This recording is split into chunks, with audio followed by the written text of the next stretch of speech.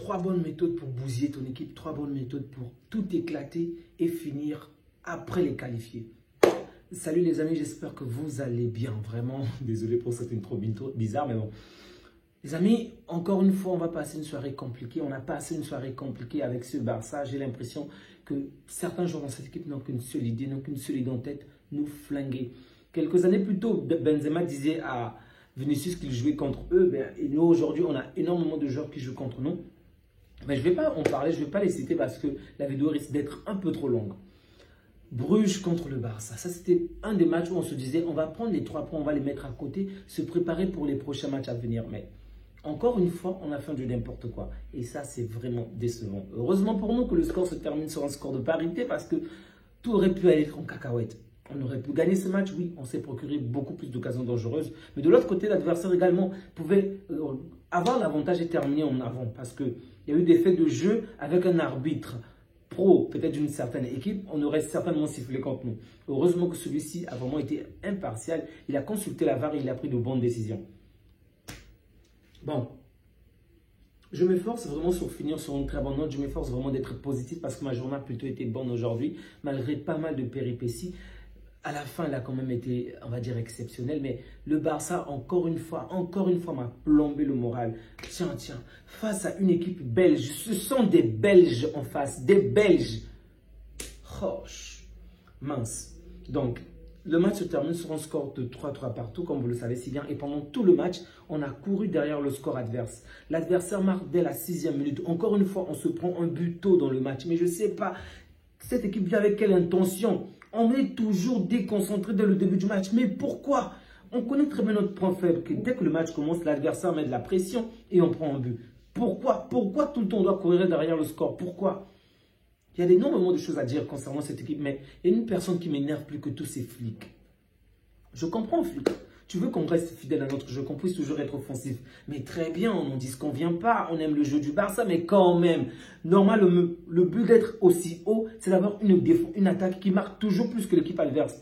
Aujourd'hui, on a une attaque qui est inefficace. On a des joueurs qui ont 2 pieds gauche, 3 pieds droits. Je ne sais pas combien de pieds ils ont. Ils sont incapables de marcher un pied devant l'autre. Ils sont incapables de marquer. Pourquoi notre défense est aussi haute? Si notre attaque ne peut plus marquer autant de buts que l'adversaire, voire plus de buts que l'adversaire, ça ne sert à rien d'avoir une attaque aussi haute. Je ne demande pas qu'il puisse complètement modifier le jeu, mais qu'il puisse un peu baisser notre défense quand même. Qu'il puisse un tout petit peu baisser notre défense, surtout lorsqu'on a vu toutes les limites qu'on a eues déjà contre Elche et contre le Real. On a répété les mêmes erreurs aujourd'hui, sinon même en pire.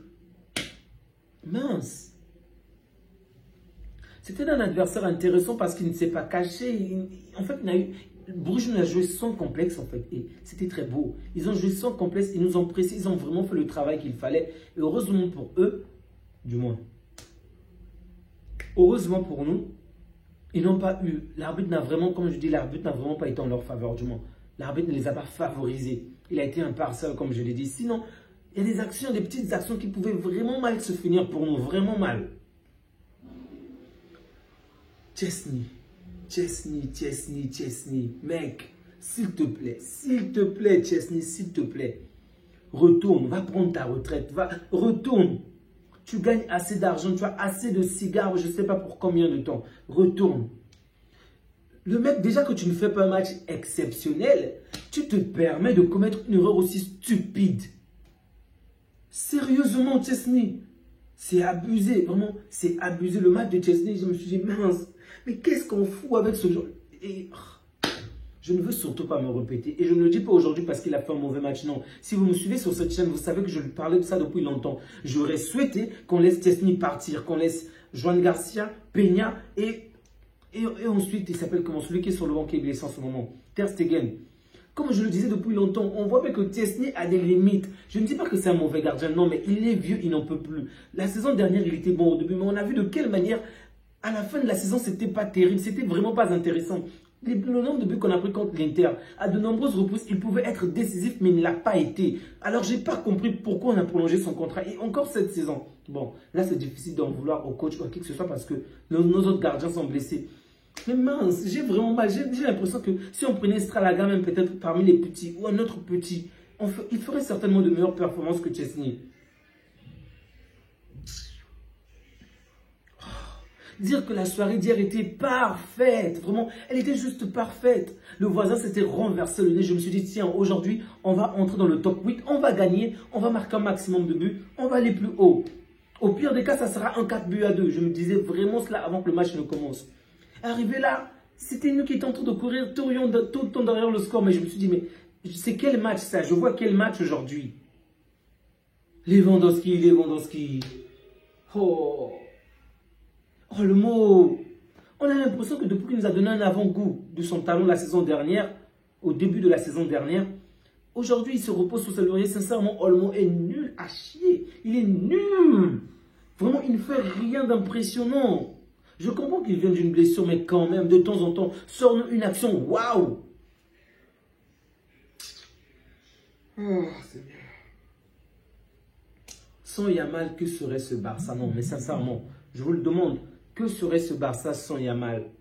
En fait, en regardant le match que nous avons joué contre Bruges, j'aimerais vraiment être pessimiste en me disant que ça ne va pas aller. Mais je ne sais pas pourquoi cette saison, j'ai une telle assurance. Et pourtant, on est moins efficace, on est moins fort que la saison dernière. Mais la saison dernière, je n'avais pas autant d'assurance et pourtant, on gagnait des matchs. Mais cette saison, on a beau perdre, même face au Real, face aux autres clubs, je ne sais pas pourquoi. J'ai cette assurance-là que la saison sera meilleure. Je ne sais pas pourquoi.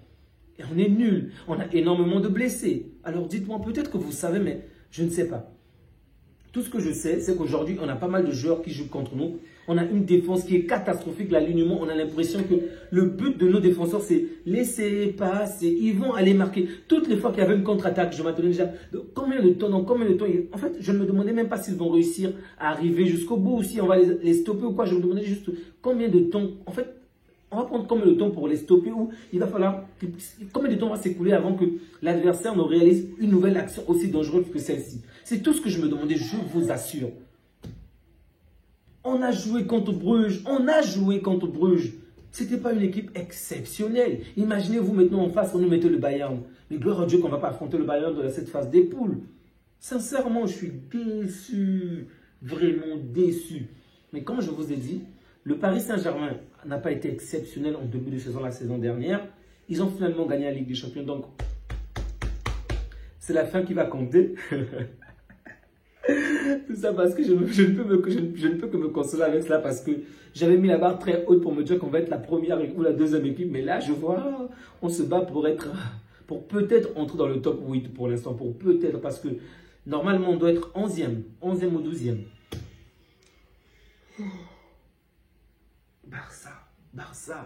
Barça. Je suis humilié, je suis vraiment attristé. 23 tirs, 7 cadrés. Mais vous apprenez à tirer où? 23 tirs, 7 cadrés. Alors que l'adversaire en a 11 et 6 cadrés. La possession 77%. Ok, on est d'accord, on est le Barça, on a le ballon. Mais à quoi peut servir cette possession si vous visez constamment les supporters d'autrui? Est-ce que vous avez vos ex dans les gradins ou quoi? Vous ne visez même pas le poteau. Et Ferran Torres. Oh, Ferran. Le but que tu as marqué est exceptionnel. Encore une fois, excellent jeu de Yamal. Excellente passe de Fermin. Et vraiment, excellente finition de Ferran Torres. Vraiment, il a été top. Rien à dire. Bravo. Maintenant, une fois qu'il a réalisé cette bonne action, qu'est-ce qu'il a fait après? Il se retrouvait au bon endroit. Il fait toujours de bons appels de balles.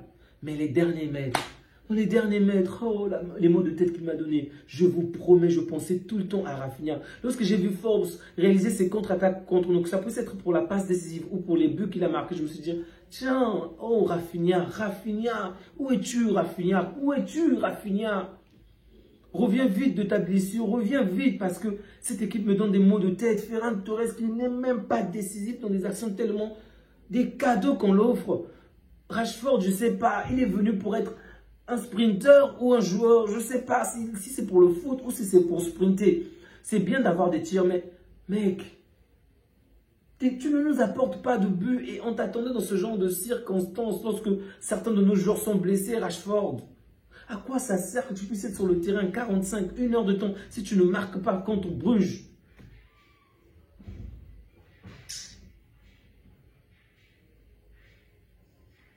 Les amis, pour moi, peut-être Yamal ou Ford, en tout cas, un des deux sera forcément élu en match parce que les deux ont fait un très très bon match. Mais j'ai l'impression que Yamal est plus fort lorsqu'il est moins éloigné de la ligne. C'est bien qu'il puisse être large, il apporte du danger, il essaie, on va dire, d'étirer la défense. C'est bien tout ça. Mais bon, je comprends également qu'il vient d'une blessure, donc il faut quand même baisser les attentes. Mais le danger n'est pas aussi important que lorsqu'il est plus près de l'axe. Et on l'a vu, toutes les fois qu'il a réellement apporté du danger, c'est lorsqu'il était dans l'axe ou lorsqu'il était dans notre camp. Mais même dans notre camp, il était déjà pratiquement dans l'axe. Et c'est là-bas qu'il réalisait des bonnes passes ou de bonnes frappes. Alors ne faut-il pas rapprocher un tout petit peu Yamal de l'axe, un peu comme un 10?